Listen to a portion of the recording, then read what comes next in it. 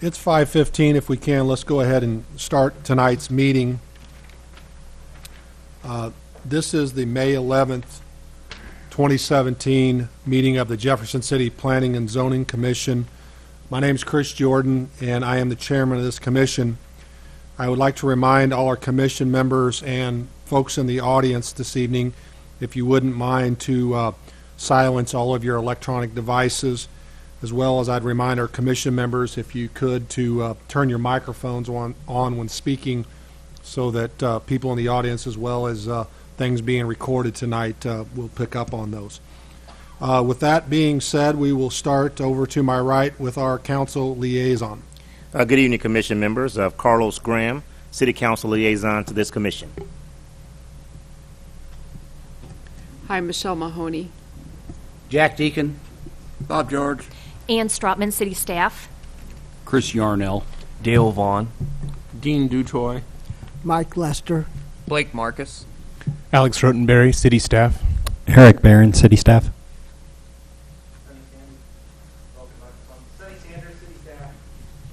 Brian Wolford, City Staff. David Bangy, City Staff. Thank you. I'm going to deviate just a little bit. Tonight we have a new commission member. Michelle Mahoney is our first meeting with us. So Michelle, if you wouldn't mind, all the commissioners try to get along here and know each other a little bit. So if you wouldn't mind, just tell us a little bit about yourself so we know your background. Okay, well, I grew up here in Jeff City, and I'm a civil engineer by trade, and I've recently moved back to Jeff City, and I work at Cook, Platt, and Strobel Engineers, and I'm happy to be here.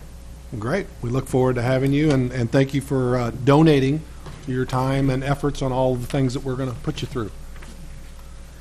With that being said, we'll move on to procedural matters. The City Code authorizes 9 regular members and 3 alternates.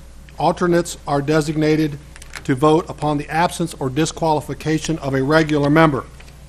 A quorum of 5 members or alternates is necessary to conduct business. I declare that we do have a quorum tonight, and with that being said, I'm going to read who is going to be here and who is not. Bunny Tricky Cotton will be absent this evening.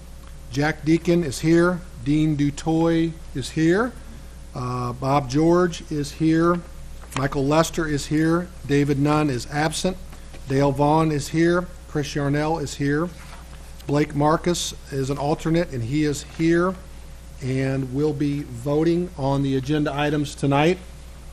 Michelle Mahoney is here, and she will be voting on agenda items tonight. And Matthew Hall, who is an alternate, is absent.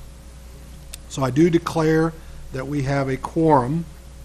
Is there any members or alternates who will be disqualifying themselves from anything this evening? Seeing none. So the voting members are as followed: Jack Deacon, Dean Dutoy, Bob George, Michael Lester, Dale Vaughn, Chris Yarnell, Blake Marcus, and Michelle Mahoney.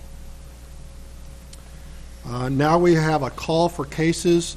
If you would, just please raise your hand so we know that someone here is here to represent that case.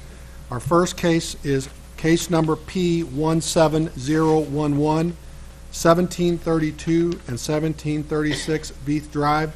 It is a rezoning from RS2 to PUD and a preliminary PUD plan. Is there someone here to represent that? Thank you. City staff, have we received any requests for continuance? No, Mr. Chairman. Is there any reason to reorder the agenda this evening? No, sir. Thank you. With that being said, we will ask that the city staff gives us the format of the hearing. Thank you, Mr. Chairman. I would like to briefly describe the procedures of the commission. The proceedings of the meeting are being recorded, so I ask that when you speak, please step to the microphone, giving your name and address for the record. After a brief introduction by city staff, the applicant and applicant's consultants and advisors will explain the project. The opening presentation by the applicant shall be limited to 10 minutes. The applicant shall be given 3 additional minutes for closing testimony if the applicant so requests. We will ask to hear from supporters of the request. We will ask to hear from any opponents of the request. We will ask to hear from anyone else who wishes to speak on the request. Testimony from supporters, opponents, and other interested parties shall be limited to 3 minutes each. Rebuttal testimony shall be limited to 5 minutes unless permission shall be granted by the Commission for additional time. City staff will describe the proposal and make their recommendations on the request. In order to reduce the time necessary to hear an application, reference to printed material, including staff reports, applicable findings, ordinances, and/or statutes shall not be read into the record unless directed by the Commission. Staff reports and recommendations, if any, on any matter before the Commission shall be presented to the Commission before the Commission acts on the matter. The Commission will close testimony from the floor. Prior to motion or discussion on the case, the Commission will then discuss the proposal, then publicly make its determination with reasons. The form of the motion shall be positive. That is, the motion shall be made to accept the request as presented or with modifications, stipulations, or conditions. A final vote will then be taken. Ayes in favor, nays opposed. The chairman shall announce the results of the vote, specifying the number of votes cast in favor and the number of votes cast against. The following documents are entered as exhibits for all items under consideration at this meeting. Chapters of the City Code as amended, the Comprehensive Plan and Land Use Map, copies of applications under consideration, a list of property owners to whom notices were sent, the affidavit of publication of the public notice in the newspaper, copies of drawings, plans, and/or renderings under consideration, letters or memoranda from staff, staff reports, minutes of proceedings, letters, photos, memoranda, or other materials submitted by the public or the applicant, the rules of procedure for the Jefferson City, Missouri Planning and Zoning Commission.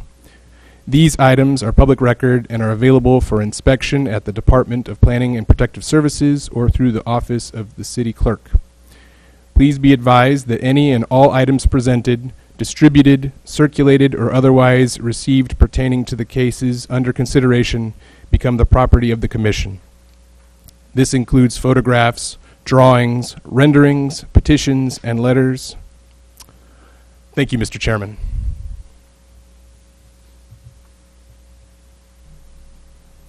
Thank you, Alex. We appreciate that. For Commission members tonight and those in the audience, please bear with us a little bit. We're doing some cross-training here tonight.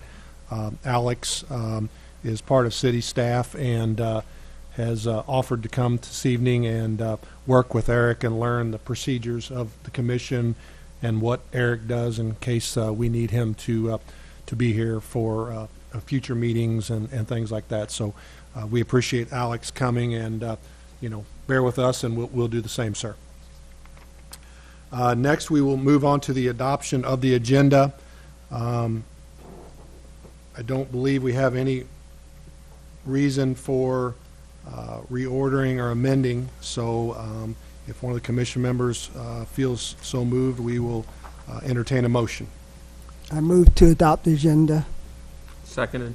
We have a motion and a second. All in favor, say aye. Aye. All opposed, motion carries. Next, Ms. Ann has provided all of us with the minutes from our last regular meeting of April 13th. When the Commission members have had a chance to look through those, we will entertain a motion as well. I move to approve the minutes. Second. We have a motion and a second. Is there any discussion? All in favor, say aye. Aye. All opposed, motion carries. City staff, there is no correspondence this evening, correct? Correct. We have received none. Okay, thank you. We will move on to our new business. Our first case this evening is case number P17011, 1732, and 1736 Veith Drive. It is in two parts. We have one, a rezoning from RS2 to PUD. The second part is we have a preliminary PUD plan. Alex, if you would, tell us a little bit about it. Thank you, Mr. Chairman. Okay, up on the screen is the location map. The subject property is outlined in black. It is approximately 1/4 mile from the intersection, north of the intersection of Route C and Veith Drive. So just to get your bearings. Up on the screen now is the zoning map. The current zoning for the subject property is RS2, single family residential. It is surrounded by single family zoning districts, with the exception that I would note to the property just to the north of the subject property is the Jefferson City Manor, which is a nursing home.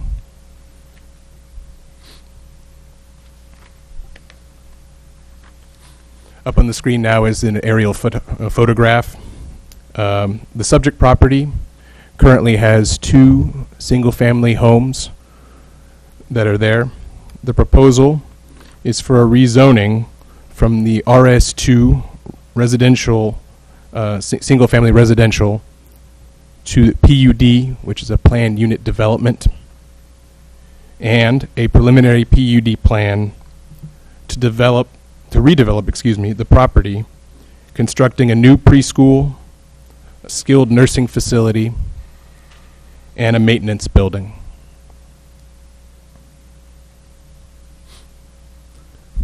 On the screen now is the preliminary PUD site plan. There are 3 buildings being proposed for this site. The first is a 6,500 square foot preschool with 12 staff and 99 children in maximum attendance. An 8,000 square foot skilled nursing facility with 12 beds, and a 1,800 square foot maintenance building. Access to the subject site is to be on the south property line, and a shared entrance with the Jefferson City Manor to the north property line. 58 parking spaces with 4 ADA compliant spaces are included and proposed to serve the development. Up on the screen now is a rendering of the proposed preschool. And I did want to make a note that all buildings proposed today will be a single story. So I just wanted to go ahead and stop there, say the consultant can answer further questions.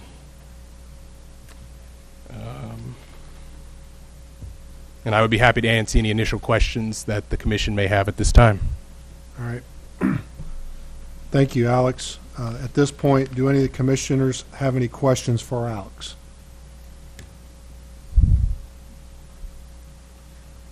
Okay. At this point, is there anyone here who would like to present this case? If you would, please come forward and state your name and address for the record. Thank you, Mr. Chairman. My name is Paul Sampson with Central Missouri Professional Services, 2500 East McCarty Street, and I'm here tonight to represent Cindy Juckett in this manner. The Jucketts have a contract on the to purchase the subject property pending the approval of the rezoning that we're discussing tonight. Is the mic on? Okay, I'll try to talk closer. The Jucketts are the owners of the Jefferson City Manor Care Center, which is located just to the north of the subject property. The proposed development of the property includes a preschool, skilled nursing facility, and a maintenance building. Before the meeting, I handed out a color exhibit of the site plan, which is similar to what Eric had, I'm sorry. Alex. Thank you. Had shown during his presentation. The preschool will have a maximum enrollment of 99 children, and it's located on the south property line of the building. The building's approximately 6,500 square feet, and also in the packet I handed out the architectural renderings showing the kind of the architectural style of the building as well as the footprint of the building and the proposed floor plan. Along with the building itself, there'll be an outdoor play area for children, which would be located just to the north side of the building. That would be an enclosed, fenced play area. On the south side of the building will be a concrete pad toddler play area. The Juckets are hoping to use the proximity of the daycare to the existing Jefferson City Manor to facilitate visits between the preschool children and the residents of the nursing home. This has been done in other locations and has been with their experience, has been a positive experience for both the children and the nursing home residents. The skilled nursing facility part of the project is located on the east side of the property, closest to Veith Drive. It would be a 12-bed facility, and this facility would specialize in hospice care. And this would be an extension of the existing services that are currently being offered by Jefferson City Manor. And then the maintenance facility would be directly across the parking lot and driveway from the skilled nursing facility, and it would basically be a garage-type structure, similar type architecture to the other buildings, and it would be serve the manor as well as the two new facilities. A couple of other items on the site plan that I would draw your attention to. Alex mentioned the parking, so we'll have the parking for the two new facilities, and we are well over parked for what's required by the city code, and that's to provide some additional parking along the shared driveway on the north side of the property for additional parking to serve the Jefferson City Manor. We just did a parking lot expansion, and they are in the process of doing some significant additions and remodeling of that existing facility, and additional parking is needed on that site.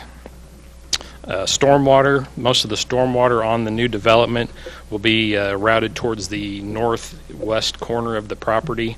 We're proposing to build a detention basin / water quality basin along that north property line, and that would meet the city's stormwater quality requirements as well as stormwater detention.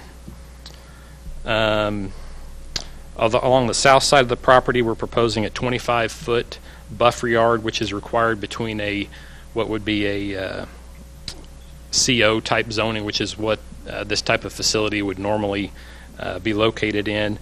So that natural buffer yard would leave all the existing vegetation and trees and that type of thing to buffer the single-family residential properties to the south from the basically what's the back side of the daycare. There was a couple of items in the staff report that I wanted to make mention of. The first one in the engineering report, there was some discussion about the site distance of the new driveway on the south property line. That the site distance has been measured and is adequate for the 30-mile-an-hour posted speed limit that is on Veith Drive. And then another item that I wanted to talk about was the projected traffic trip generations. The planning report mentioned and had calculated 84 vehicle trips in the peak hour, so it would basically mean 84 in and outs in the morning, 84 in and outs in the evening. Just due to the nature of daycare facilities, nearly all the traffic occurs during those peak hours, and there's very little traffic that happens during the rest of the day. So you could approximate and say there would be around 170 new vehicles that would be using Veith Drive. We actually believe that a lot of the traffic that would be generated from this site is probably going to wind up being neighborhood traffic. People also going to Cedar Hill School, which is probably just a quarter mile or so to the north. The The existing traffic counts on Veith Drive show that the existing traffic on a daily basis is approximately 1,340 vehicles per day. At this location, as you go north on Veith Drive towards Cedar Hill School and also south towards the intersection of Route C, those volumes get up to around 3,000 vehicles a day. And I would mention that prior to the construction of Highway 179 in the early 2000s, Veith Drive was the main north-south connector between Stadium Boulevard and Route C. At that time, in those early 2000s, late 1990s time frame, the volumes on Veith Drive were in excess of 5,000 vehicles per day. So even with the additional 170 vehicles a day that we're talking about with the proposed development, it's still going to be well below what Veith Drive has seen in the past, and will really have very little impact as far as traffic goes. The Juckets are very excited about this opportunity, and they think these are would be a big benefit to the community, and they would appreciate your support of this proposal. Thank you, Paul. I think we have some questions for you, so we'll Sure. start with Jack. I'm just curious, I guess to the west there's an acre or so of undeveloped land. What's the simple use of that? No buildings proposed at this time. They would like to use that kind of as a nature area for trails and maybe an outdoor classroom, something along that. The probably what we've talked about as far as the pond and the water detention basin would do something similar to that. Use it as an educational tool as well. Okay. Is there any other questions for Mr. Sampson at this point? Yes. I believe I see on the plan sidewalk along Veith Drive. There is existing sidewalk on Veith Drive now. Okay. All right. So that's not proposed. That's there. Okay. Correct. Okay. Thank you. Is there any other questions for the consultant at this time? And I would mention that the Juckets are here in the gallery. If anybody has any specific questions for them, they would be happy to answer that as well. Thank you, Paul. Thank you. Do any of the commission members have any questions for the Juckets since the consultant had mentioned they were here? Okay. With that being said, we will move on. Is there anyone in the audience who would like to speak in favor of this request? Please come forward and state your name and address for the record. Seeing none. Is there anyone in the audience who would like to speak in opposition to this request? If so, please come forward and state your name and address for the record.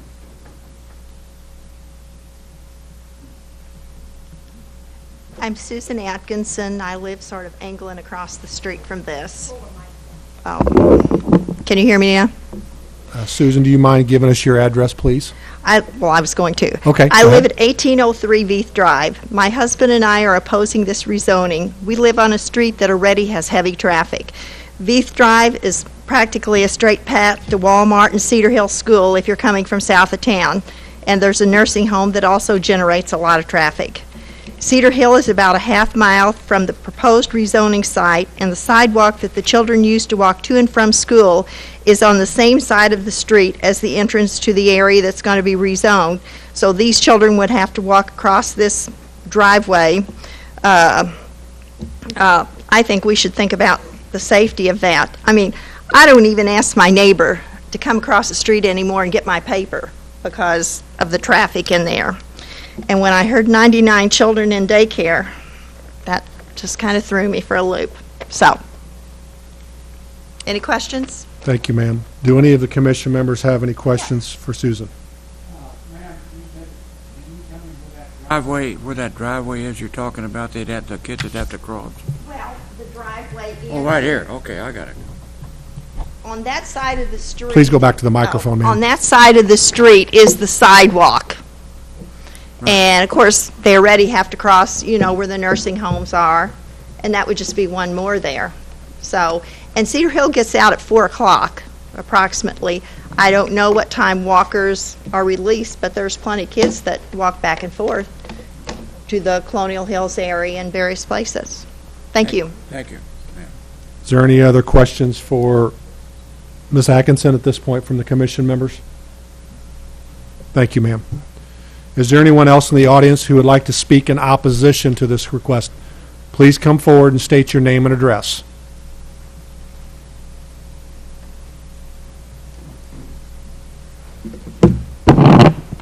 I'm Laura Hewitt, and I live at 1729 Beach Drive. I am opposed to the rezoning of... Pull that thing up so we can hear you. Well, that's a good idea. 1732, I'm opposed to the rezoning of 1732 Veets and 1736 Veets Drive, case number P17011. It is a well-established neighborhood. The sidewalk is used by children walking to and from Cedar Hills School. Also, there is a school bus stop at Colonial Hills Road. It would definitely be a traffic and safety hazard for those children and the senior citizens who are visiting at J.C. Manor. In Colonial Hills subdivision, there are 156 lots. 90% of them have homes, and every home usually has a 2-car per household, and only one street out to Veets Drive. There is only one lot between Colonial Hills Road and 1736 Veets Drive. Imagine the traffic problems. A daycare? Is there a need? There's a daycare less than a mile at South Ridge and Route C.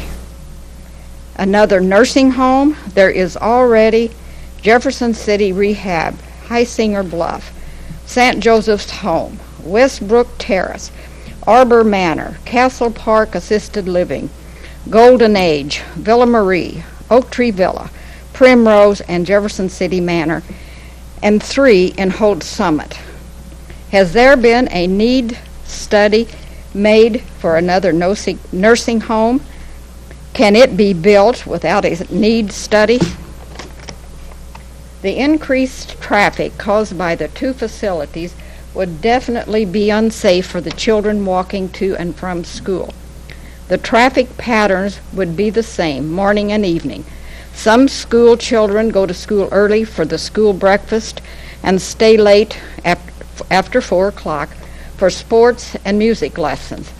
The children would not be able to walk to school because of the increased traffic. Please consider what the facility would look like. Just look next door at J.C. Manor. A parking lot, food trucks, and bread trucks at 4:30 a.m. Ambulance with sirens and fire trucks at all hours. Garbage trucks, and they do have a lot of garbage. And you multiply that by 2. When a tractor trailer has to unload, it completely blocks the Veets Drive when it backs in to Jeff City Manor.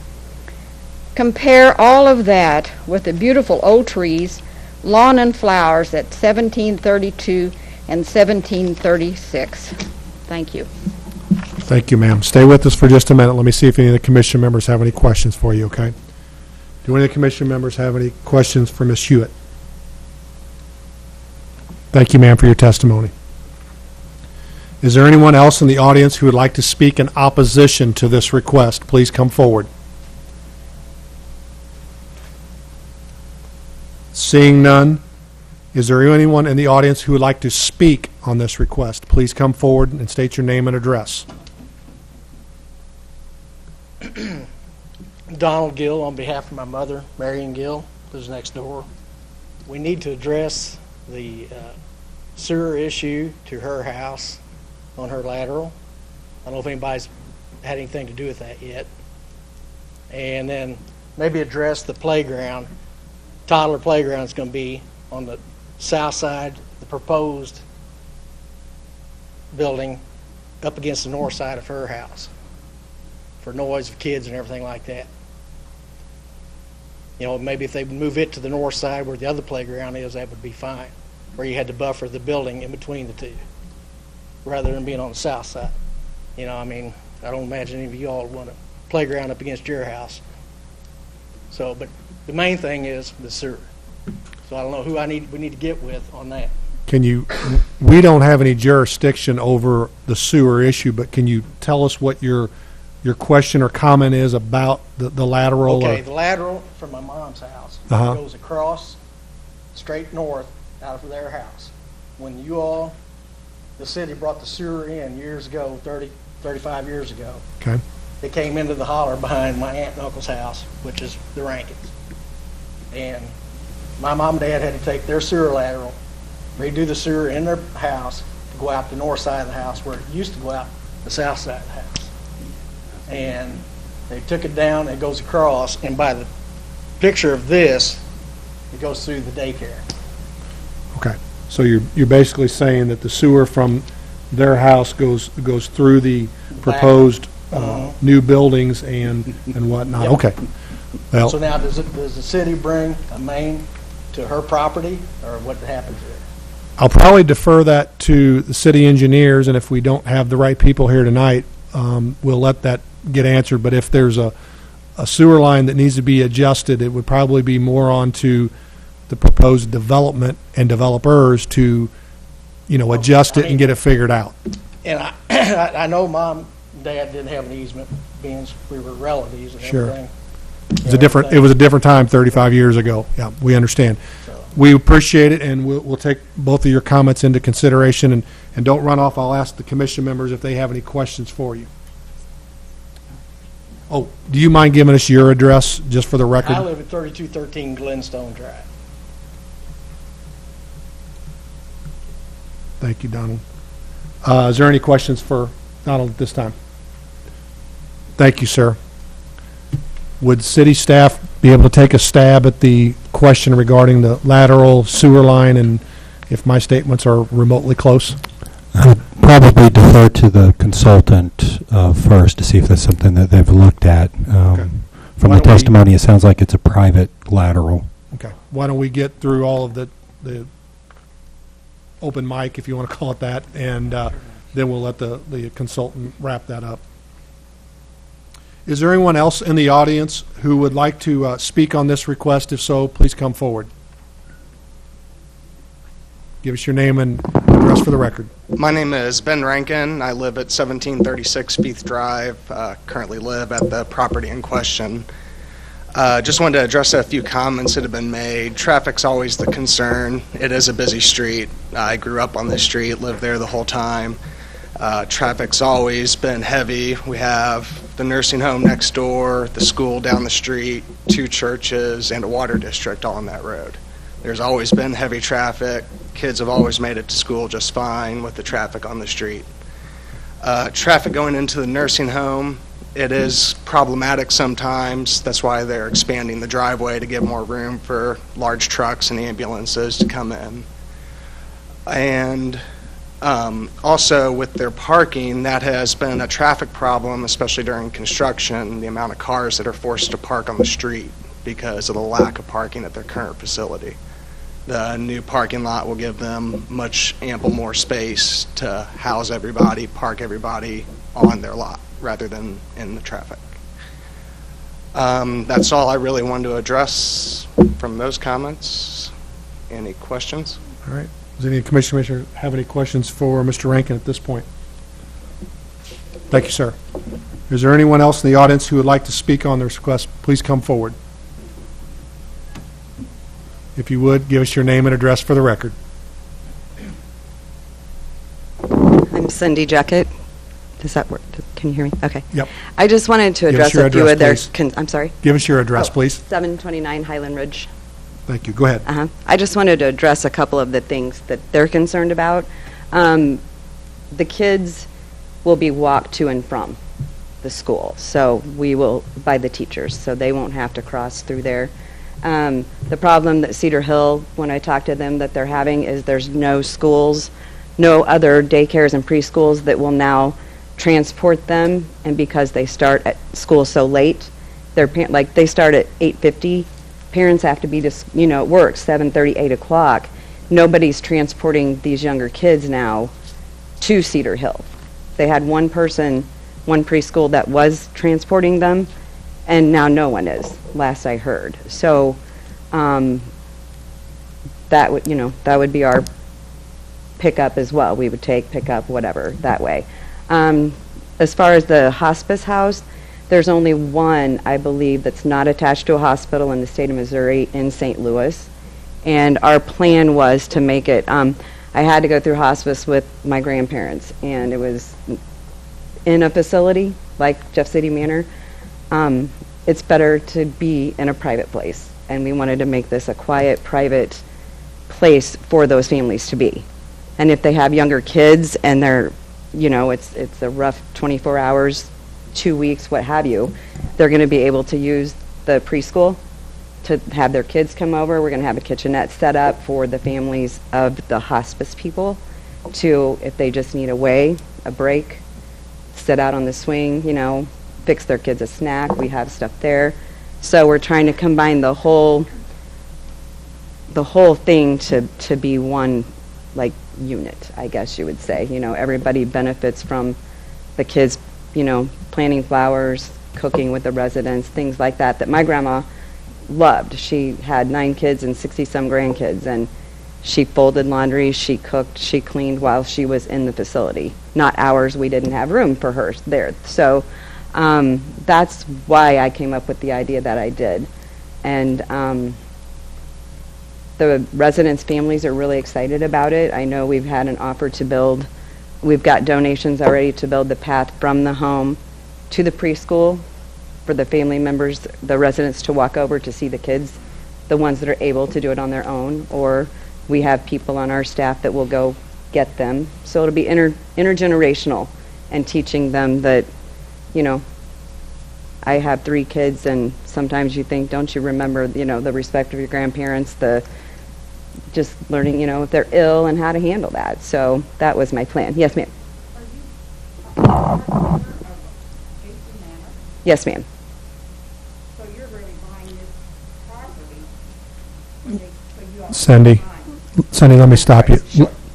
Why don't we have it where you're addressing the commission members? If she wants to come up after you're done, that's fine. We need to get this all on record, and I don't want to start back and forth conversations. No, that's fine. So go ahead and finish your point of what you're trying to propose here, and then if she would like to come back up, I'll ask her to come back up. So go ahead and finish where you were. I'll have her ask her questions, but unfortunately, we can't go back and forth all night long. So just give us your proposal of what you're wanting to do, and explain what the situations are, and then we'll let her. It's just basically like intergenerational. Grab the mic if you can. That thing's not real loud. I'm sorry. Intergenerational program is what I'm trying to do. And then we put together the plan for the hospice house because there just isn't any that isn't with a hospital, or anything except, I think, again, one in St. Louis last I knew. We visited St. Louis intergenerational facility. Theirs is actually on site within their home. And we visited we saw the group of kids with the dementia residents, and then we went with the group of kids that the residents more understood what was happening. And it was really cool. It was just really cool that the kids had a blast. I mean, they were playing games, they were singing songs. They sang from the elderly generation's songs. They taught the kids that, and then they taught the residents the newer generation songs, and it was an amazing thing to see when I came up with trying to figure out how to do that here. And it just so happened that the property next door became available for me to do.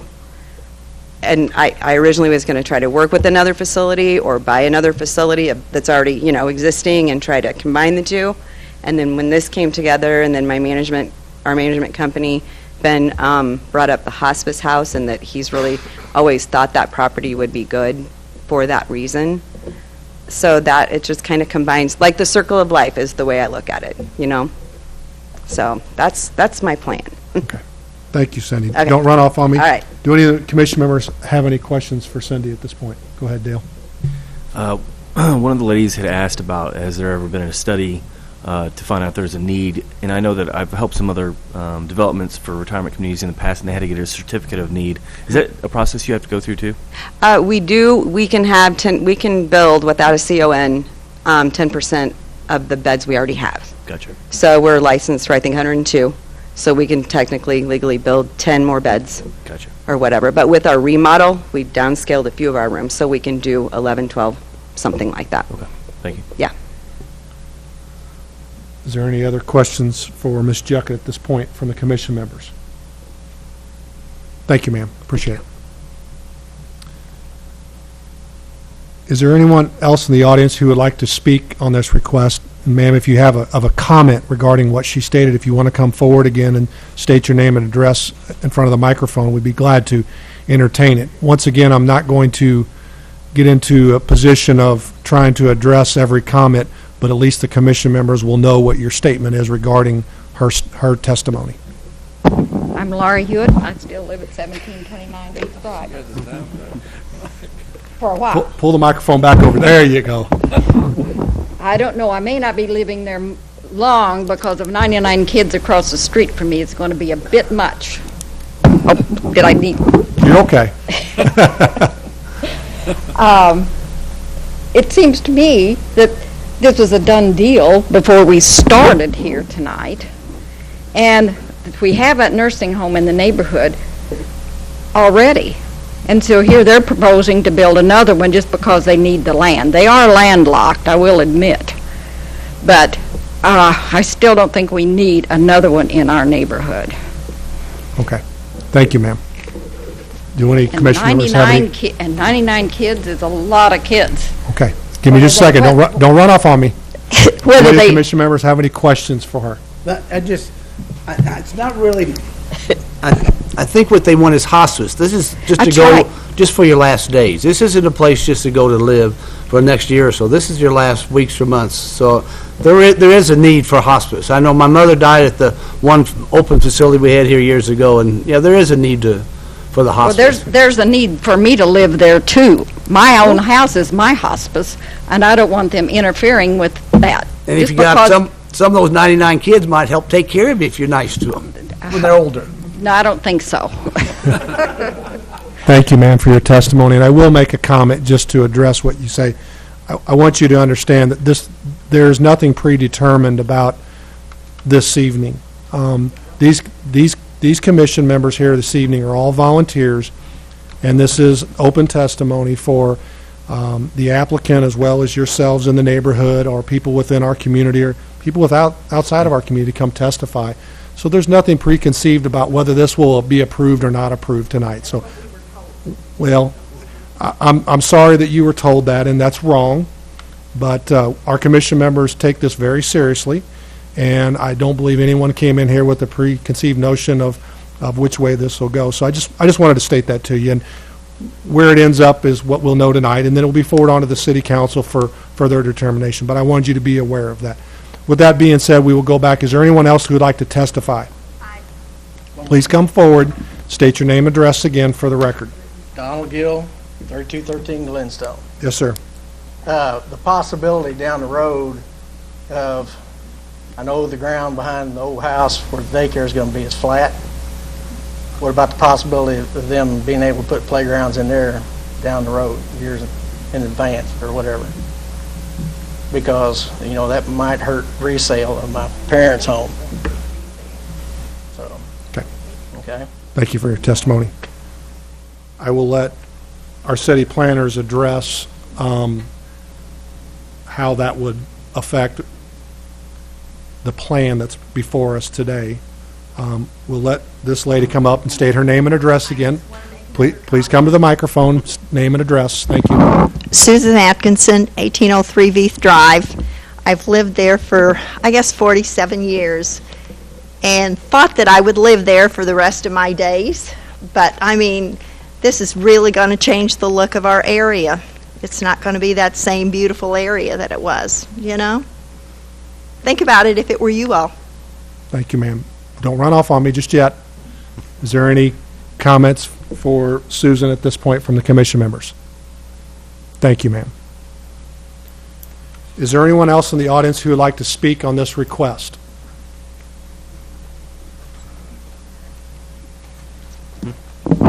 Paul Sampson, CMPS 2500 East McCarty Street. Thought I would just make a couple of comments about some of the concerns that have been brought up. Number one, as far as the future plans part of it, since this is being rezoned or proposed to be rezoned to PUD, anything that's not on that piece of paper that's in front of you today would have to come back before the Planning and Zoning and City Council to be approved, just like this is being proposed today.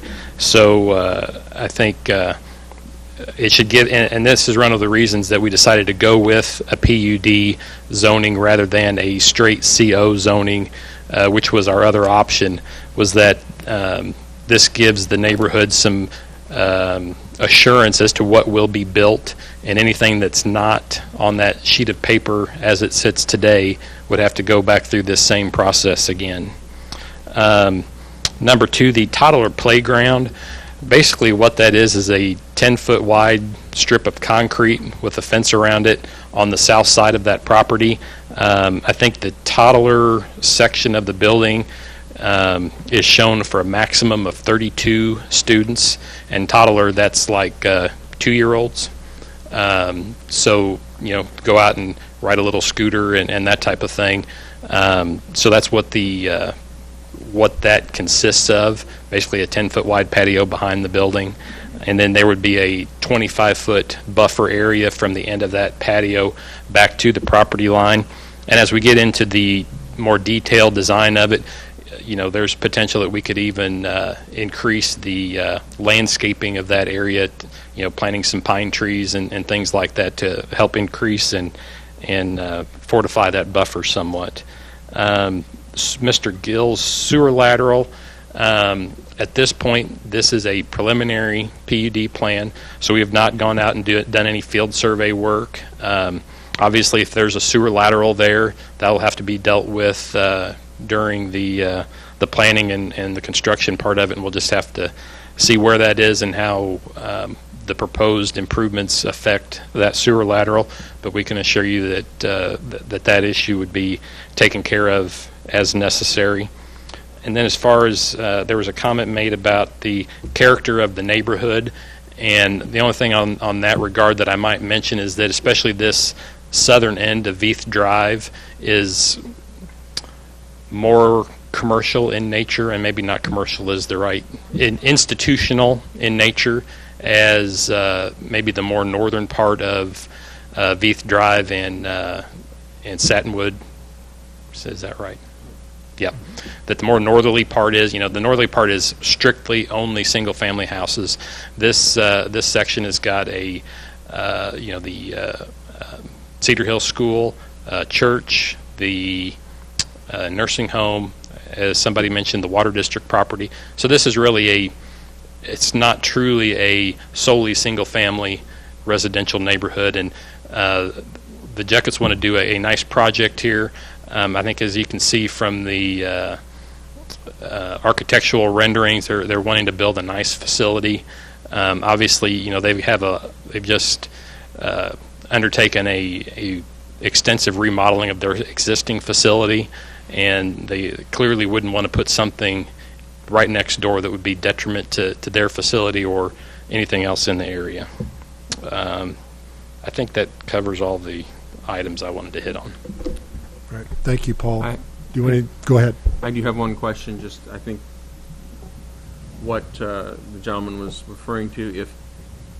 Is there any possibility of cost to the neighboring homeowners for sewer changes? If any, my understanding is any sewer changes would be at your expense or at the builder's expense. As I sit here today, not knowing what the extent of that is, I would agree with you.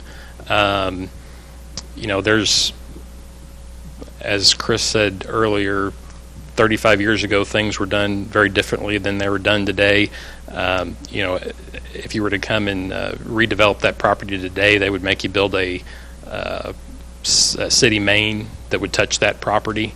Given that as it's an existing condition, I don't see any reason that would need to change, that there would need to be a main brought to that property at this point. But if there's a private lateral on the Juckets property, then that would, and the proposed improvements had an impact on that, then the Juckets would be responsible for mitigating that impact. Okay, thank you. Go ahead, Bob.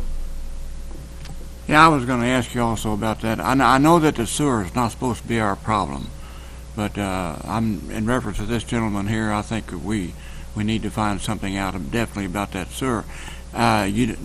We don't know if it's a main, or we don't know if it's There's not. I mean, we just based on the city GIS, there's not a sewer main that touches that property, Mr. Gill's property.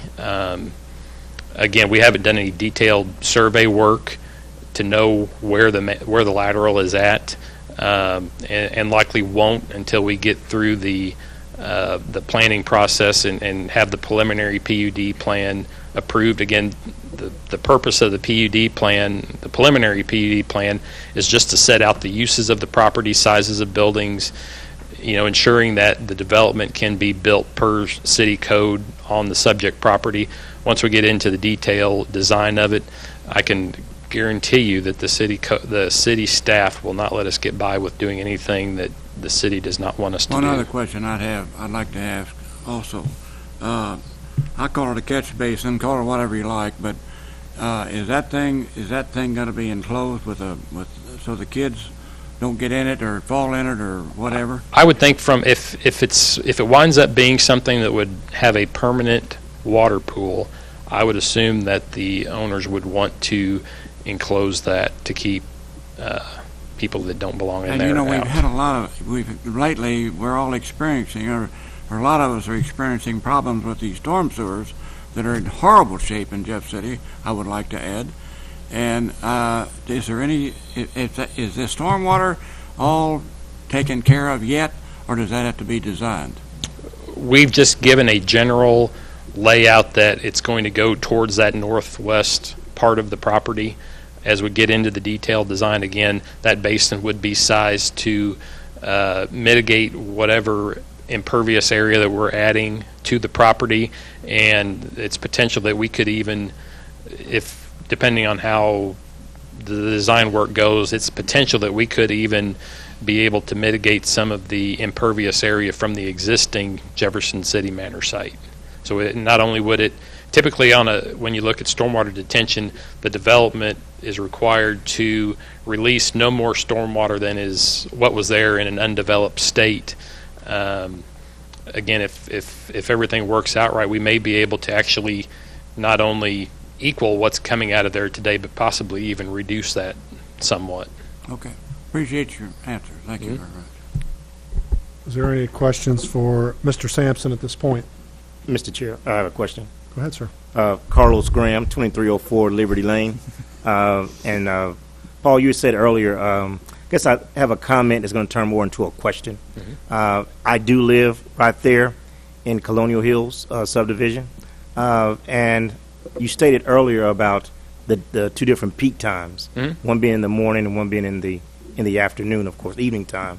But during those peak times in the morning, there are a lot of kids who walk to Cedar Hill School. I think they're coming from like the South Ridge area, and that is their only means to get to the school, and it's a lot of kids. And I have issues coming out of my subdivision, which is Colonial Hills, with the kids that's coming there now. So putting a facility there is going to have 99 cars at least going to come in and out of that. What's in place to help those kids to be safe when they're crossing that walkway there? Because like I said, it is a lot of kids that walks there. And I guess my biggest concern is the safety point of it with that amount of traffic going in and out of there at that location. So. Right. So basically, basically what we're talking about is adding one more driveway. Is really what it boils down to. On the north side of the property, there's already an existing driveway there. Yes, we'll be adding some additional vehicles onto that. I'm thinking that really the way this is going to wind up working is that my guess is that people will tend to come into the facility on the shared driveway and leave the facility from the south driveway, just kind of make a circulation pattern in there. You know, the driveway itself is going to be 24 feet wide, so you know, it'll be a short distance that people would have, you know, kids would have to cross to get across that driveway. I'm thinking because of the late start that the elementary schools have, and you look at the peak time that a preschool would have, you know, I think the peak drop-off time is going to be in that probably 7 to 8 o'clock in the morning time frame, whereas the peak walking time for students, you know, with a 8:50 class time is probably going to be more in that 8:15 to 8:45 time frame. So I honestly don't think that the peaks of the parents dropping off and the peaks of the kids walking are necessarily going to coincide. One thing about I haven't mentioned yet, as far as the 99 students goes, we've got that in there as kind of the upper limit maximum, and that has to do with daycare licensing. And I was talking with Cindy this just before the meeting, and whether 99 kids would actually go there, probably not. Like I said, with the preliminary PUD plan, we want to be able to show that we're developing more than maybe what we might actually wind up constructing. So this is really the upper limit of what would ever be considered without further action by the body. So I hope that answers your comment question. Thank you. Any further questions for Mr. Sampson at this point? Thank you, sir. Thank you. At this point, we will give the audience one last opportunity to come up and state any concerns that they have. So, if you'd like to come forward and state your name and address and give us your concerns regarding the statements made by the consultant.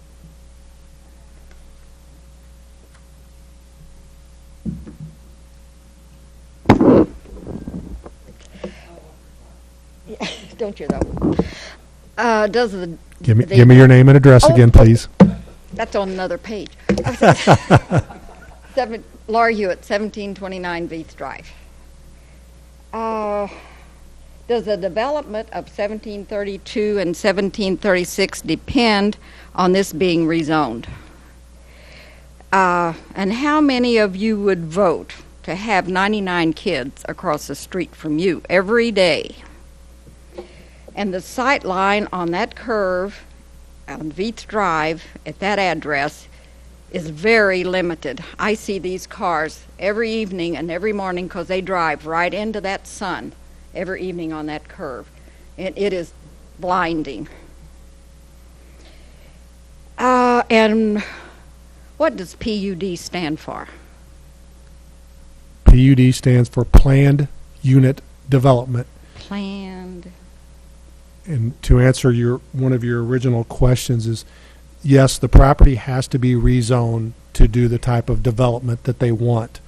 Right. And the PUD stands for the zoning district in which they want to do that in. Develop. But they can go in and put houses in there without any kind of deliberation whatsoever. That would be fine. A bunch of houses in there, you'll have lots of cars, and they could develop it on down the hollow. This No, they might be can't. protection for you now. You're kidding. But Go ahead, Ms. Hewitt. okay. My lot is 230 feet frontage. And since these people want to buy property, mine is for sale. Thank you, ma'am. Do any commission members have any questions for Ms. Hewitt at this point? Now it's for sale, if Thank that you. goes in. Thank you, ma'am. We appreciate your testimony. Is there anyone else in the audience who would like to speak one last time regarding this request? Okay, at this time, please come forward and state your name and address. And if you don't mind, again, address it to the commission members. Cindy Jacket, 729 Highland Ridge. I just wanted to mention that we will watch really closely for the kids on that drive-through. This nursing home's been there 45 years, and kids have been walking to Cedar Hill, however long Cedar Hill's been there. So, but with us there, they're going to be a little more protected because we will be walking our younger students down all the way around the corner. So I feel they would be more protected, the ones that aren't now, because we will be out there, my staff will be out there, you know, to get our group to where they need to go. So, and as far as the trees, I think trees were mentioned before. I just finished building a new house, and I was adamant with my contractor that all trees that can stay need to stay. So that, and I'm willing to move the playground if it bothers anybody. So I'm flexible. That's all I needed to say. Do any commission members have any further questions for Ms. Juckett? Thank you. Thanks. Okay, at this point, I will close testimony.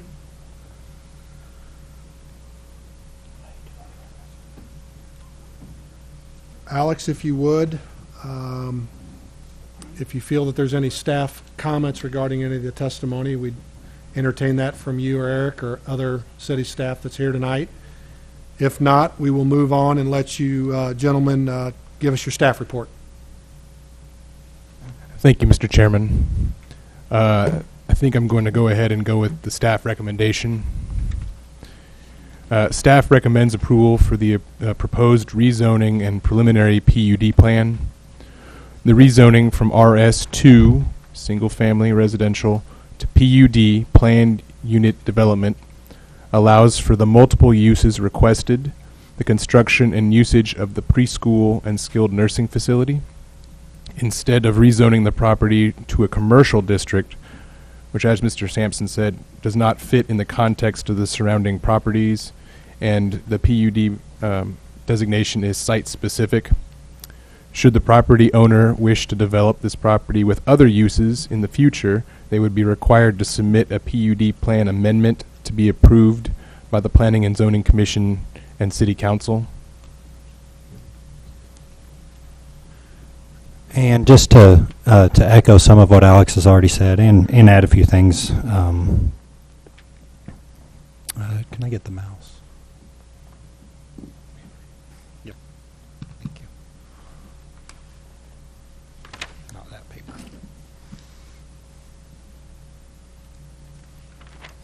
It's never turned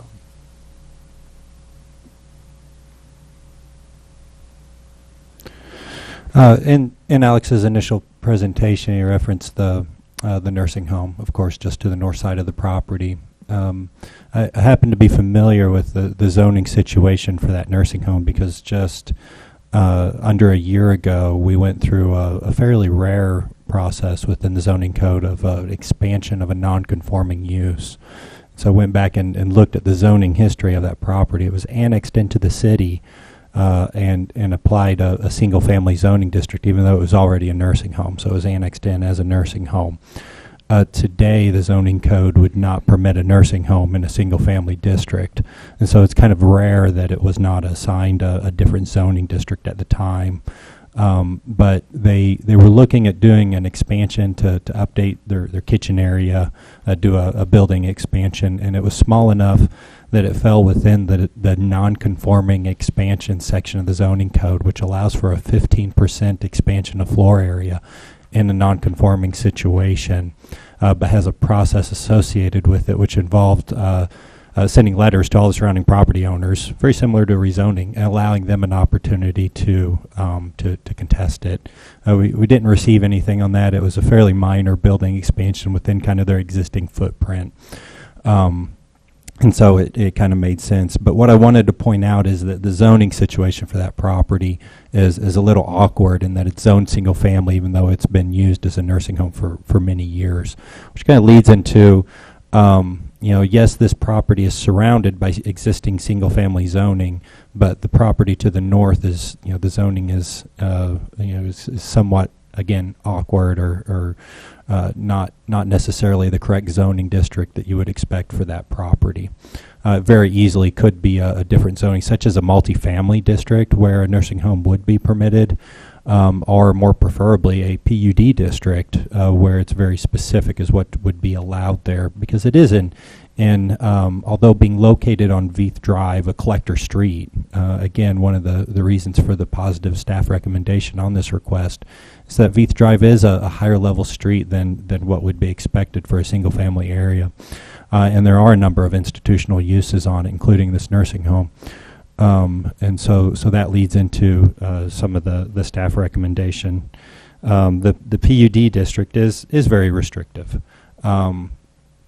And yes, any changes to the site development plan would require a new public hearing in front of this body in order to propose those changes, and surrounding property owners would be re-notified. So if there was any kind of expansion proposed, for a future daycare or anything else on the property, it would have to go through this body again. And touch on the buffer yard, which was brought up briefly. And so the PUD plan does show a 25-foot natural buffer area, which is in line of what would the zoning code calls for between commercial uses and single family uses. So there is a fair distance there as far as the what the existing buffer yard section within the zoning code outlines. Of course, this being as a PUD plan, any additional restrictions or changes to that buffer yard could be either proposed within the plan or tacked on as conditions of approval by this body. Things that have been looked at in the past have been solid screening fences, additional layer of landscaping, or something in that regard. I think that's most of what I wanted to touch on. I would give Mr. Bangy an opportunity to address the sewer line if there is anything to address there, or any other public works or engineering staff comments. I think as was indicated, you wouldn't typically see a sewer lateral running across an adjacent property. I certainly understand that since there might have been some common ownership in the past, that how that could have easily happened 35 years ago. So how that could be handled presently, if this were to all take place, there could be the new owner could offer an easement for that sewer lateral to go across their property and tie into the sewer main. There wouldn't be a need for a sewer main to be extended, if that were to happen. So I don't really think that's a big issue or concern. And I think was mentioned certainly a lot of discussion about traffic on the street. It is very interesting to look back. We do have quite a few traffic counts that have been taken on that street through the years. I just looked back through some of those, and I think as was indicated by the consultant, in the past, back before 2002, there was a considerably larger amount of traffic on Veith Drive than there is today, which is kind of an odd situation. We don't typically see volumes going down, but with the construction and opening of Highway 179, we saw about somewhere between 1,500 somewhere between 1,000 and 1,500 vehicle drop of the vehicles on Veith Drive, simply because they're now taking 179 instead. So certainly this road has seen additional traffic in the past, and evidently handled it without much ado. So that is kind of an unusual thing that we don't typically see. I think the staff report, engineering staff report, I don't really have anything particular to say about that unless there are questions.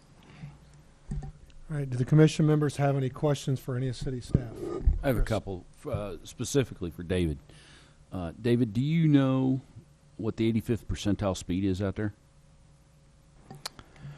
I don't know that off the top of my head, although I do know we had some traffic counters out there only about 3 weeks ago. They were closer down to Route C. We could probably get that information, but I don't know what that is off the top of my head. Just curious. I know the comment was made about the sight distance, and at 30 miles an hour, which is great if that's where you're, if that's where we're close to. But I know that on some places that doesn't occur. Yes, I believe that the consultant has gone out and measured that sight distance, and that it is adequate for a 30 miles speed limit. Now, whether people are doing 30 Right, that's or my not, question. I don't know for sure. But That's my question. Mhm.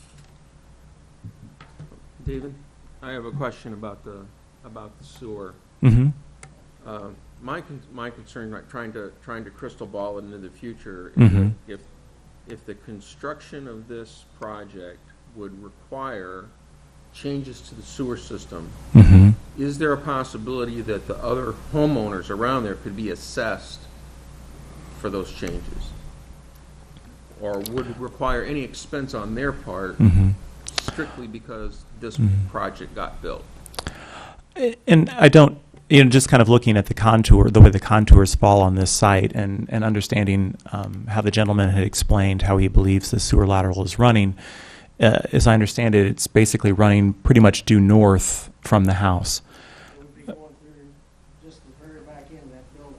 Mhm. Daycare, the way it's set. Right. I live in this area of home. Right, and so it appears that that certainly as you look at the contours, that they are going downhill as you go away from the street, and so it would seem, just from looking at that lateral could be routed further to the west, i.e., downhill, and still function properly, and it looks like that could be done. It could be intercepted somewhere near the property line, the southern property line of the subject property, and rerouted without any much to do. Certainly, I don't have control over it, but I would anticipate that if that was the issue that would hold the project up, that perhaps the new owner would be willing to address that. But there wouldn't be any. There isn't anything I'm aware of that the city would force cost onto the adjoining homeowner for that. Yeah, I'm not for sure if that answers the question, but. Well, it answers about 90% of it, in that it sounds like it would be very unlikely, but the question is it possible? I mean, is it possible that the engineers in charge of the sewer would go out and say, no, we have to redo all this because of the load that this new construction puts on it, and then go around and assess any property owner who connects to that main? So, Gina, what I think I'm understanding, you're saying that because of the new buildings that are being built, that the flow into the sewer main would be such that it would overwhelm the system?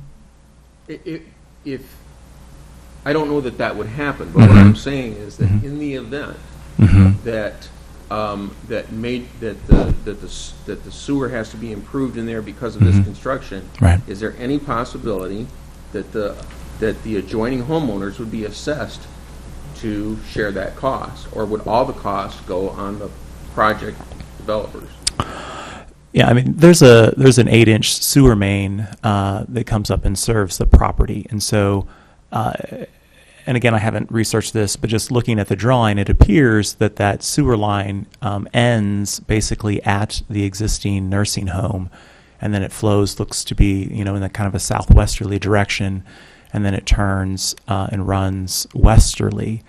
So if that is truly the end of an 8-inch sewer main, then what they are proposing with the 12-bed hospice center and the daycare, certainly the capacity of that system would be couldn't be overwhelmed by the flow coming from those facilities. So I don't, in terms of the city sewer needing to be upgraded in order to handle additional flow, there wouldn't be any need for that. So I think really what we're talking about is just the specific sewer lateral from the adjoining residential house. So the answer is no, there wouldn't be. And if it were to be the case that that sewer would have to be upsized for some reason, which I don't believe there is any reason. Typically, the sewer takes that on, or the city takes that on as part of the rates that sewer users pay, to upgrade and upkeep their system. Okay, thank you. Mm-hmm. And then I have one other question, not necessarily of you, but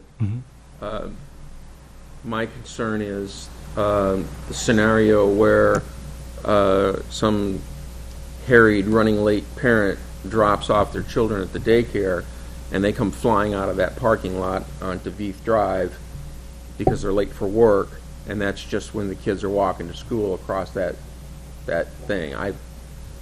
It's pedestrian versus car, you know, and so many people drive SUVs with very limited visibility close into the front of the vehicle. Sure.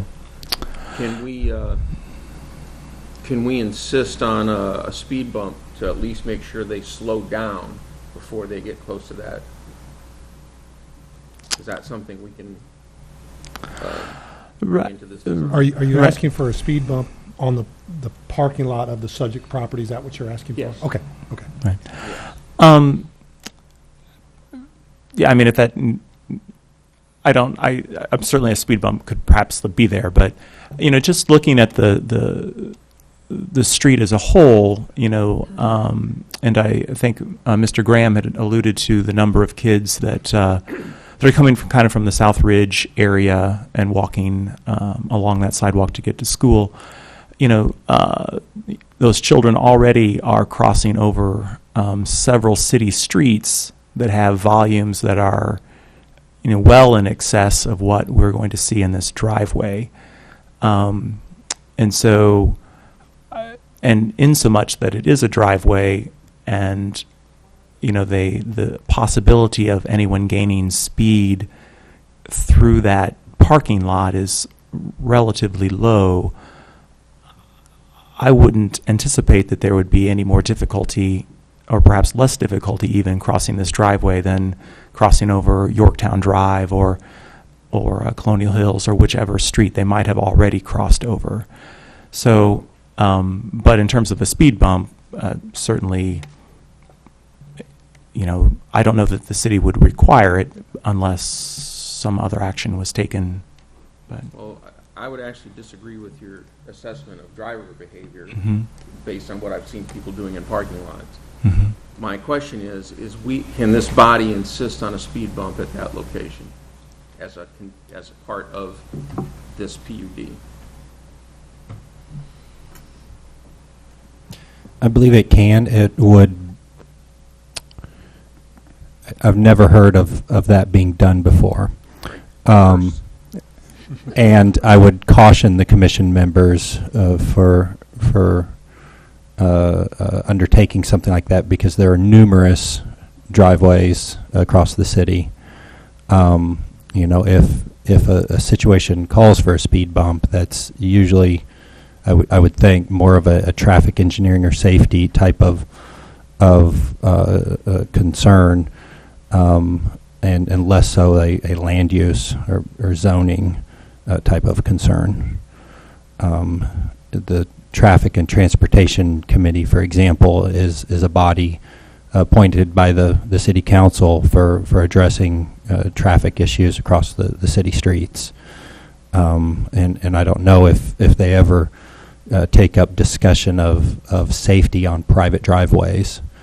But you know, again, I would caution the Planning Zoning Commission members for on something like that. Duly noted. I have another question. I'd like Go to ahead. go back to David. You were discussing the sewer and the 8-inch main, and that is publicly maintained, correct? that is correct. Okay. From the house to the main is privately maintained. Correct. Correct? Yes. That whole lateral's private. Correct. So that expense could be laid back on the homeowner. Yes. The city is not going to undertake any expense in relocating the lateral. Correct.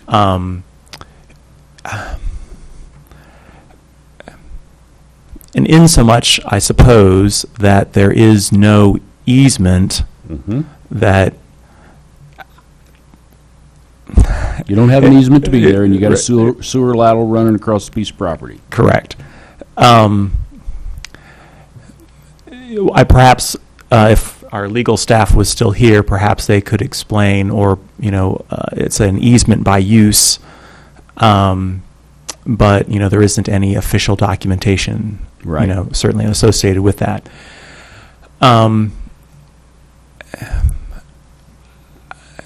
So I guess if I'm reading into the question, could they just lop it off and that would be the end of it? I would think the answer to that is no. But there could be a cost to relocate it. I suppose that, if the new owner would choose not to want to relocate it, that yes, there could be some cost associated with its relocation.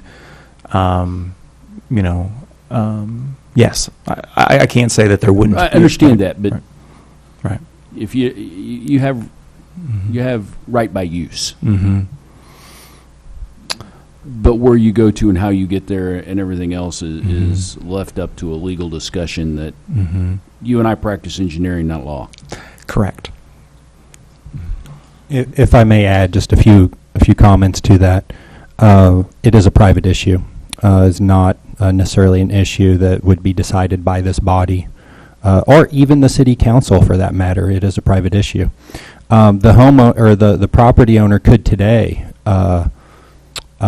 make a proposal to locate a new home or other structure that happens to be on top of that line, and it would be in the exact same situation of the two property owners having to come to some sort of agreement on the relocation of the line.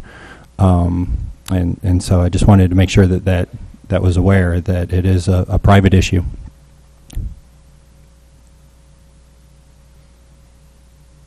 I think the consultant he's raised his hand twice back there. I think he might be able to just give us a quick answer of something that they would be willing or not willing to do to at least ease the commission's mind. So we don't typically bring you back up, so I'm going to let you address the sewer line. Thank you very much, and my tongue really hurts right now.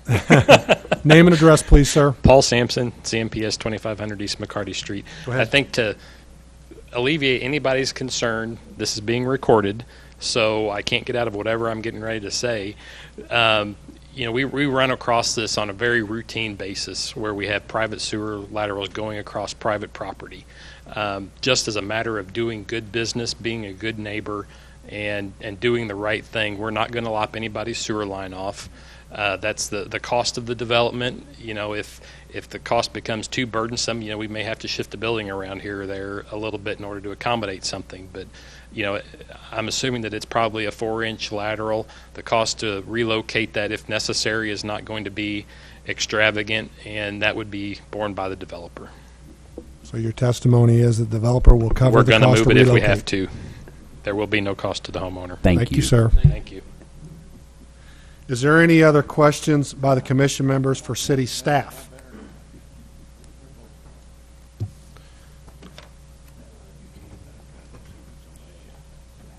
Eric, I have one question for you. And it gets back to land use, vehicles, and things like that. The site is 3.25 acres, more or less. It is zoned single family. Let's make the assumption that it is vacant 3.25 acres. Has anyone done a calculation if this was a vacant 3.25 acres, if they wanted to develop it as single family based on the zoning district that it's in, how many lots that we might get?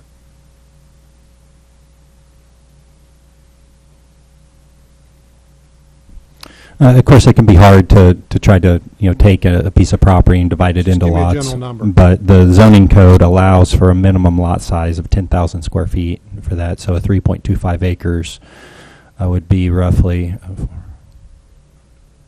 15, 16 lots, somewhere around 12 like or that. so lots, and then you less some roads or something like that, so you might be down to 10 lots or something like that. Fair enough. Perhaps I think I was, yeah. Sounds about right. Yes. By zoning code, if you have 10 lots, what is the average traffic generation of 10 lots? Is there a number that an average lot use is? And so, 2 per day, 3 per day? if memory serves, I think an average single-family home, according to engineering manuals that we routinely refer to, generates about 8 vehicle trips a day. About 1 peak hour trip a day, or 1 peak hour trip per home. And so yeah, there would be traffic associated with that as well. Of course, You're saying approximately 80 vehicle trips out of those lots? per day, yes. Per day? Okay. More than I thought, but good point of get. Is there any other questions for city staff by the commissioners at this point? Okay. At that point, we will move on and we will entertain a motion or discussion. I guess we've gotten staff report, haven't we? Had staff report. Yeah. So at this point, with everything that's taken place, we will entertain a motion.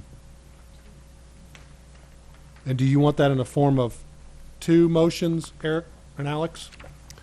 Yeah, excuse me. Yes, Mr. Chairman. The recommended form of motion is at the bottom of the revised staff report, which Ann handed out prior to the meeting starting. Okay, and that was the staff reports that were handed out separately to us. Yes, sir. Okay. So city staff has mentioned they'd like to have it in 2 parts. And I think probably for simplistic reasons, let's do one, get a vote on that, and then we'll go back for the second one. How's that sound? Okay. Well, if I may, Mr. Chairman, I move to approve the request to rezone the property from RS2 to PUD. Second. We have a motion and a second. Is there any discussion about the rezoning?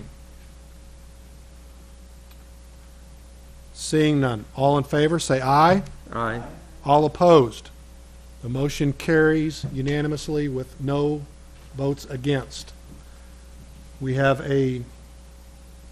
another motion, and we will entertain that. Before making a motion, I would actually like to amend what is the suggested wording here is to add the requirement for the speed bump at the south entrance. I don't know how to do that as far as how the parliamentary procedure goes. I think a part of your motion, like you just said, you'd like to add in the speed bump, and if we'd like to have a discussion on that, we can. Very well. Yes, we will all be voting on that item, period. It's either in or out. Yeah. Okay. Mr. Chairman, if I may ask perhaps for the recommended form of motion to be proposed, and then any additional items tacked onto that, rather than voting to perhaps have to remove them. So you want us to vote on the approval of the plan and then vote on the additional items separately? Is that what you're asking me? Well, so the staff has prepared a recommended form of motion with some of the standard stuff that's associated with a PUD plan, being the permitted uses, the signage, and the standard comment of compliance with technical corrections that have been forwarded by city staff. And that has been forwarded to the consultant, as was even referred to within some of his testimony, and so has been addressed. Any specific items of concern regarding the design, I would respectfully ask to have them addressed independently by an amendment to the motion. I believe that is a little cleaner and makes sure that everyone knows what's being voted on.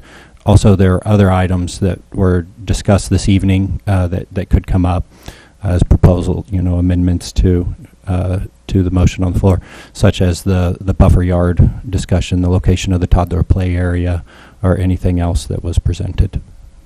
Thank you.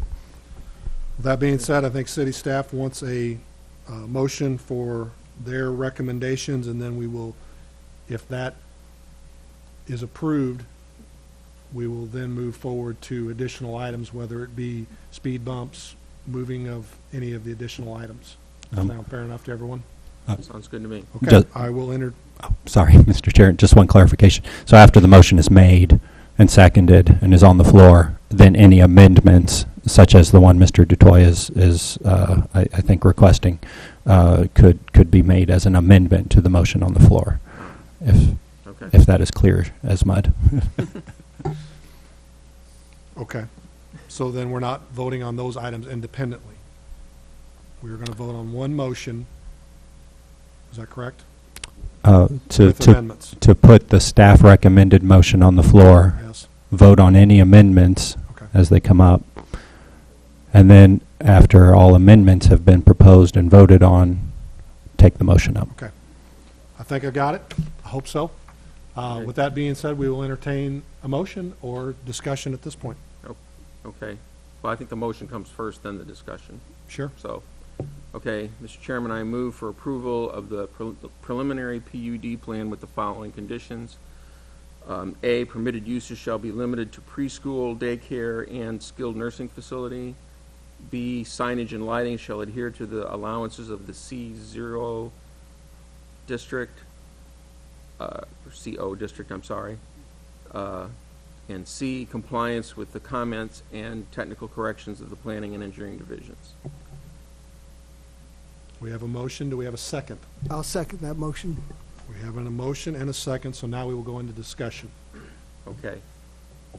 I would like to amend the motion to include the requirement for a speed bump at the southern driveway of the PUD for the purpose of slowing down traffic as they are exiting the parking lot onto Veith Drive, in deference to the children that might be walking on that, crossing that street, crossing that driveway there.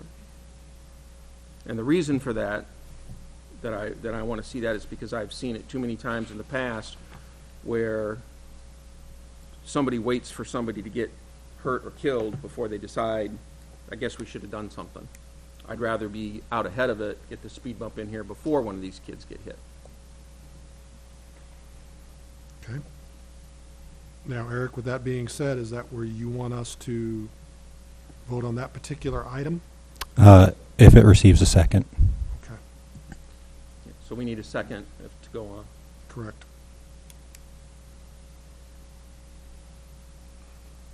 Is there any second for the adding of a speed bump at the South Drive?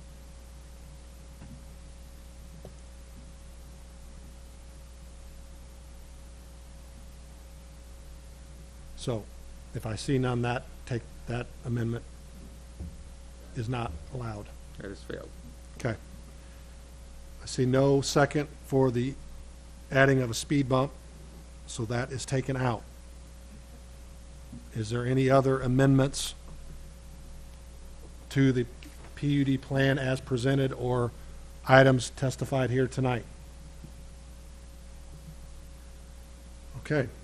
Seeing none, we will take a vote on the approval of the PUD plan with the 3 items listed by city staff. At this point, is there any other comments from the commissioners? Seeing none, all in favor, say aye. Aye. All opposed. The motion carries 8-0, and it will be forwarded to the city council, where there will be another public hearing in this room again, and you're welcome to come testify again. Can you tell us, Alex, when the next public hearing will be on this agenda item? Thank you, Mr. Chairman. This rezoning request and preliminary PUD plan is scheduled for a first reading by the City Council on Monday, June the 19th, beginning at 6 p.m. in these chambers. And that's a public hearing on June 19th. Okay, so that is a public hearing. Yes. Once again, it'll be open format like this again with the City Council. In the meantime, if you have any questions or concern, you can address those with city staff. So we appreciate everyone coming tonight on that agenda item. We will move on to other business. We started at 5:15 and it's about 10 till 7. Eric, the next agenda item, how long are you going to be on that? Hopefully just a few minutes. Just a few minutes. So. Does everybody want to continue? Want to take a potty break? Everybody good? Okay. We will move on to other business. We have a discussion of the zoning code amendments relating to event centers, nightclubs, and after-hours establishments and smoking lounges. Please tell us a little bit about this. I'm assuming, Eric, you're going to do that? Yes, thank you, Mr. Chairman. And so distributed to you this evening is a draft council bill, as we often do, that would amend the zoning code for those uses that were mentioned. We've discovered that a zoning code does not adequately address those types of uses.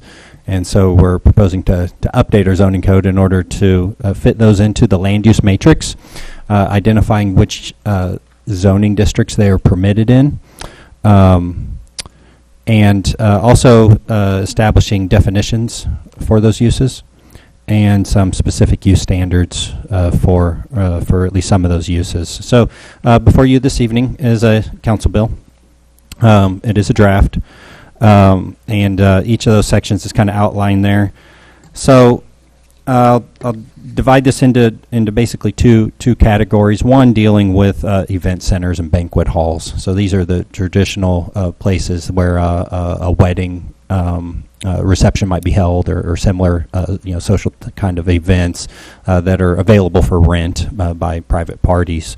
So those would be established as a permitted use in the C1, C2, and C3 districts, as well as the M2 district, and a conditional use in the RU district. And some of the logic behind the establishment of those various districts is contained on the last page, where there's a staff report.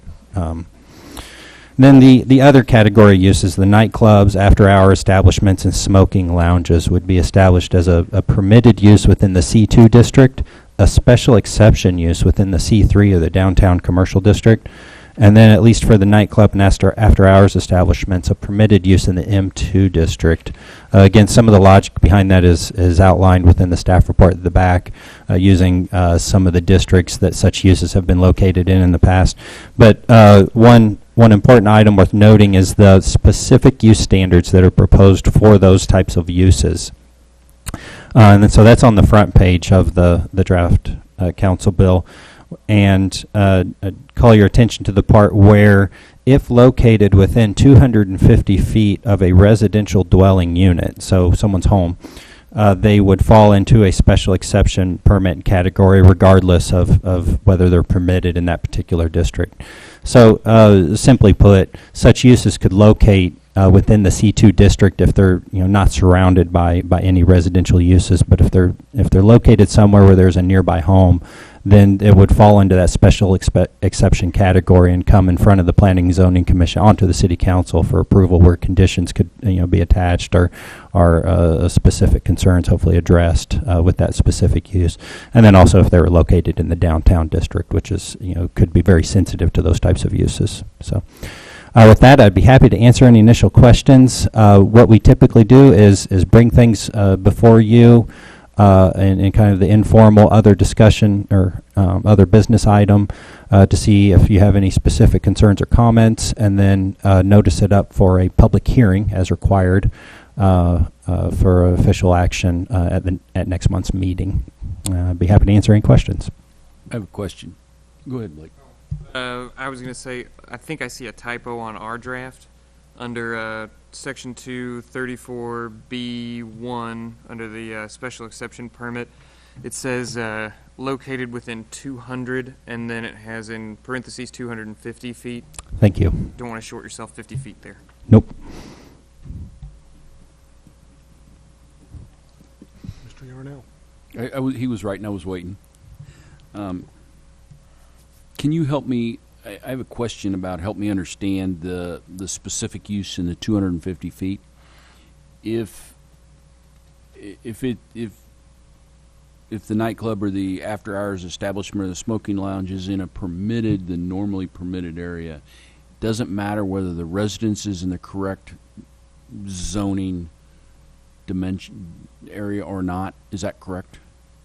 If I understand correctly, let's imagine that type of use being located in a C2 commercial district where it's listed as permitted.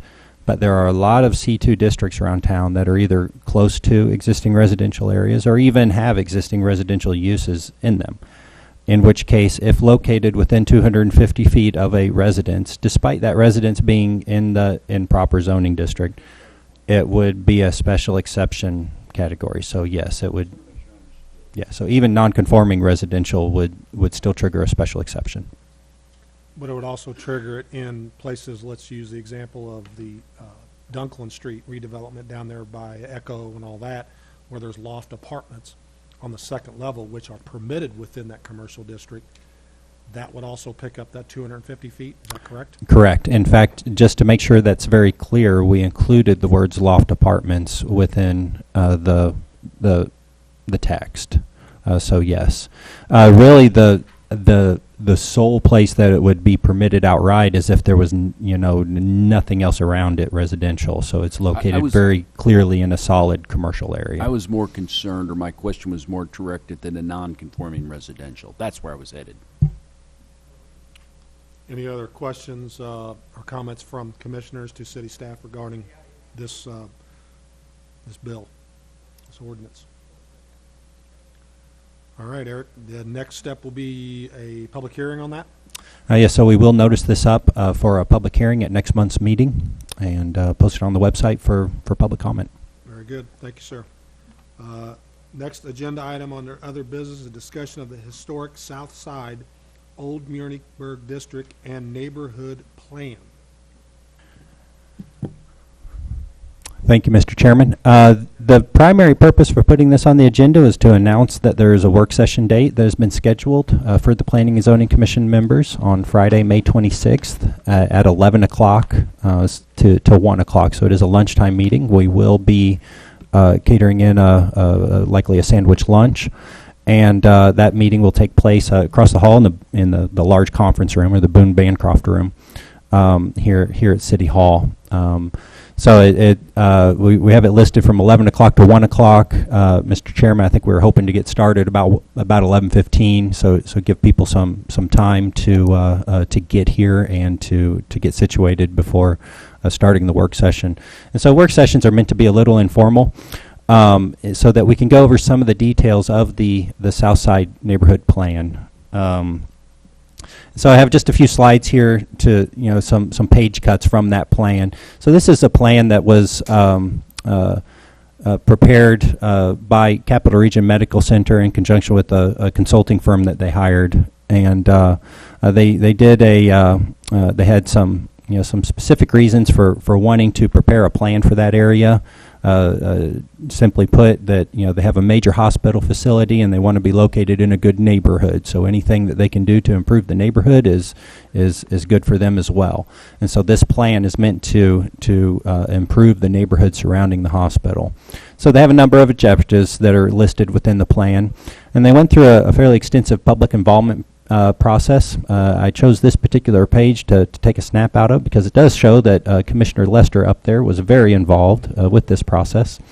But as you can see, there's an extensive series of meetings that were held, and open to the public, and so and lots of pictures of people being involved with this plan. And so it comes to the Planning and Zoning Commission after it's had a fair amount of public involvement. The plan goes through a number of different recommendations, 10 different recommendations shown up there on the screen, and plus some other more specific ones. And so the purpose of the work session would be to go over some of those in detail, describe what they are, and get any specific comments or answer any questions from the Planning and Zoning Commission members prior to bringing it forward for official action. They have submitted a draft land use plan. So this isn't a page that is not included in the plan, but is submitted to city staff separately. And so it would be explained as well. City staff have already commented on their first version of a land use plan, so this is a version that was sent after staff comments. And but again, we would go through the details of that and any thoughts that the commission members have on the land use plan. We do have this information posted on the city website, on the Planning and Zoning Division website, shown up on the screen. A couple links there, as well as the information on the work session date.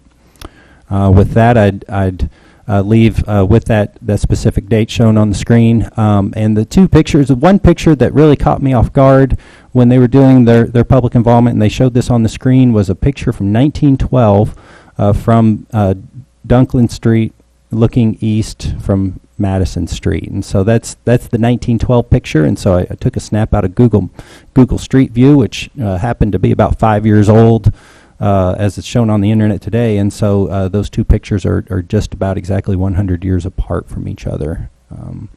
The community sure has changed. So.